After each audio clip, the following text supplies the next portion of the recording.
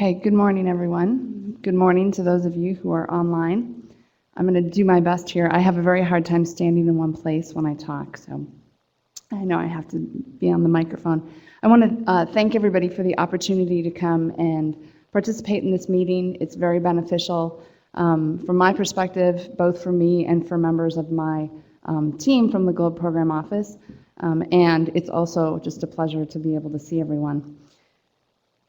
I'm going to provide just kind of an overview of all the things that the Science and Education Division is working on. And if you recall back, if you were able to see any of the video that we have on YouTube of some of the presentations from the annual meeting that were in Washington, D.C. last year, or if you've looked at the strategic plan that you all contributed to and recently developed, you may remember the structure that Andy Tasker put together, that basically the core components of GLOBE are the international community and partnerships, the education, and the science. And those three areas are a combination of the work that Teresa does and the work that I do, and then providing input to all of you. So what we're doing at the Globe Program Office with Science and Education is working every day with Teresa and the International Division, and working with a lot of you. Some in particular we have more contact with than others, but it's been extremely helpful to get a lot of community input and to work collaboratively within our office. After I'm finished providing a brief overview, you'll hear from two of the new managers that are at the Globe Program Office. We have a new technology manager and a new communications manager, whom Teresa and I also work very closely with. The technology and communications really provide a lot of support for us to be able to do the things that we need to do to support you, because everything that we're doing is to make the program as easy as possible to implement. So at the Globe Program Office, the Science and Education Division has 5 staff, and then I oversee those staff. We have a combination of both scientists and educators, people with K through 12 classroom experience, PhD scientists. One of our scientists, Dr. Sarah Tessendorf, actually has an appointment with NCAR, so she's actually doing science 50% of the time and then working with GLOBE 50% of the time. And it's really been quite an asset, and it's taken a little while, the 3 years that I've been at the program, to build this up. But what we found is that we now have a team in place that's better able to serve your needs and anticipate things that you'll need in the future. So the bulleted items that I have here, I don't have a lot of time, and quite frankly could go on for all morning with all the things that we've been working on. The number one thing that we've been focused on, in addition to all the regular work that we're doing with the campaign and some of the other initiatives like the Master Trainer Workshop, is actually migrating content from the web.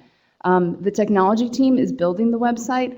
Teresa mentioned that her team is really working to make sure that the integrity of the people data, so you all can get into the website, but we want to make sure that you have content there when you get there. And so one of the things that my team is responsible for is actually helping to move all of that content and curate it to the degree extent that's possible onto the new website. And if you poked around on the Globe websites recently, there's a lot of content there.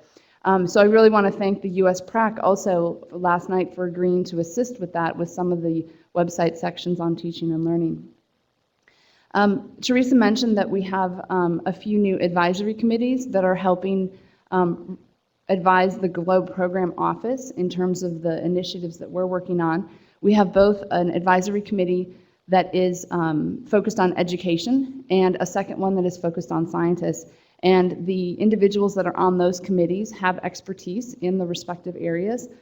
They are international committees, so we have about 3 or 4 representatives from the US, but then we have representatives from all of the various regions. And we had our inaugural teleconferences last week, and they went very well. We're getting some feedback from both committees by next week, and then that will help inform some of the other things that you see on this bulleted list.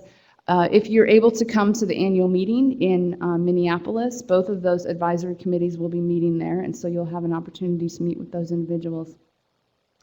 The Globe International Scientist Network is framework is developed and it's kind of up and running, and we're just waiting for the new website. I know that I talked with many of you 2 years ago in Calgary when we had some discussions about how to best serve teachers and students and partners with regard to scientist support. And so we've got a really great framework in place that has been informed by a lot of the scientists in the community, and we're getting some additional feedback from the Science Advisory Committee. The idea that we really want to have is just a network or a support structure so that scientists who want to work with the program can do so really easily and connect with partners and teachers. And so the program office is just developing that framework and mechanism for scientists to plug into the program so that we have a little bit more robust program in that regard.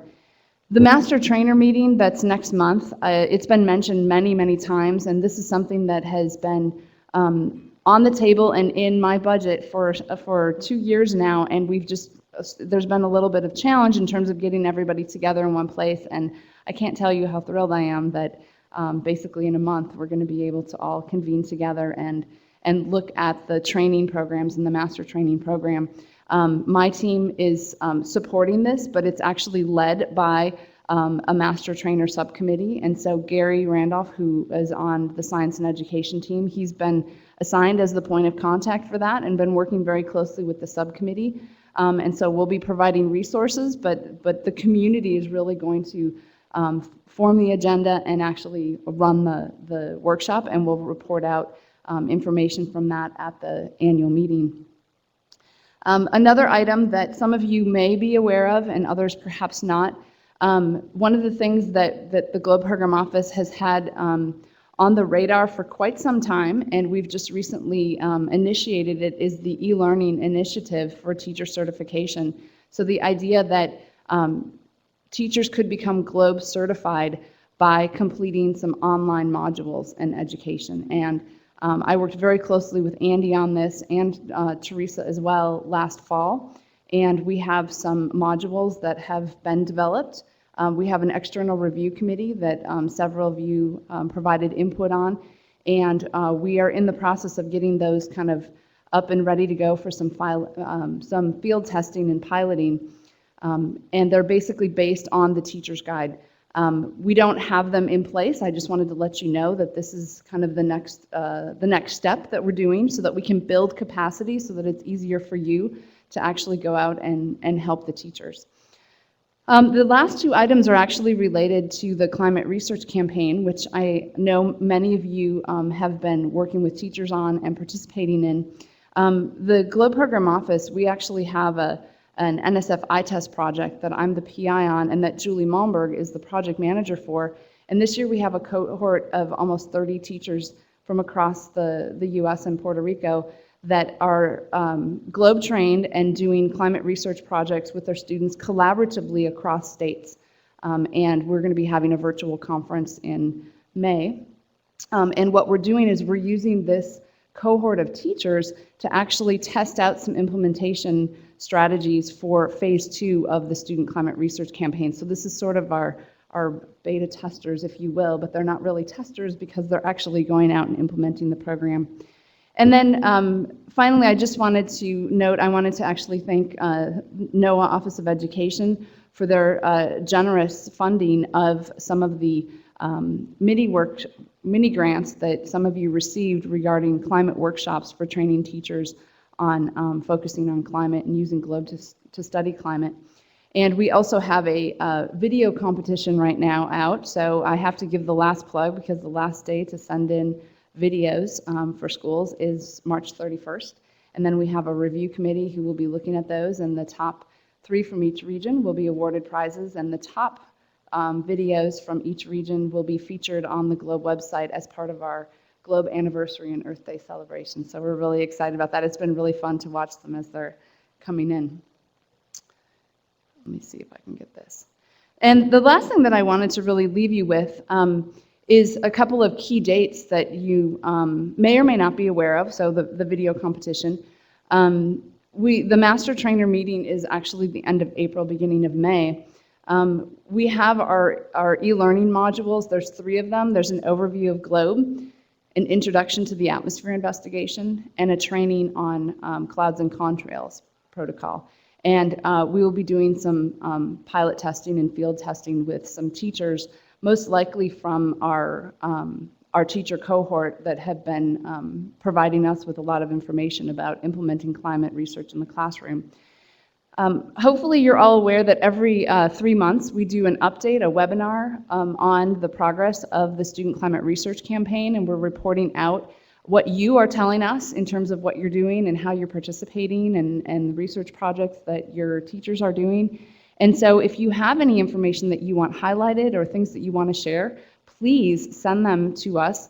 The two emails that are at the bottom of the screen, education@globe.gov and science@globe.gov, are great email aliases to use because they actually go to the entire science and education division. And so if you send it to education, we know it's an item related to education and so on.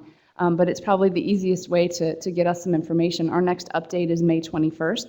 Those are all archived and posted on our YouTube channel, as well as linked off the Globe website as a resource for you, because we know how challenging it can be to actually attend a webinar. And so we do have those archived. And then our second phase of the Student Climate Research Campaign will launch in September 10th, which is a Monday. And on the webinar that we have on May 21st, we will talk about the second phase, and we will also have our implementation plan for the second phase finished and launched then. So again, I just want to thank you for the opportunity to come and try to provide a little bit of overview of the things that we're doing to try to support you implementing the program. And if you have teachers who are looking for, nice, simple, quick resources, I would encourage you to check out our blog.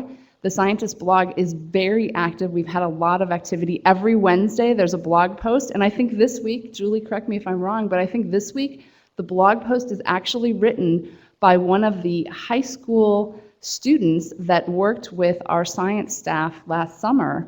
And she presented her research on pine bark beetle and climate change at the American Meteorological Society in New Orleans in January, and she wrote the blog post this week. So that should be up today, right? So thank you very much. And please, if you have any questions, go ahead and catch me later today or send them to either of those email addresses. Thanks.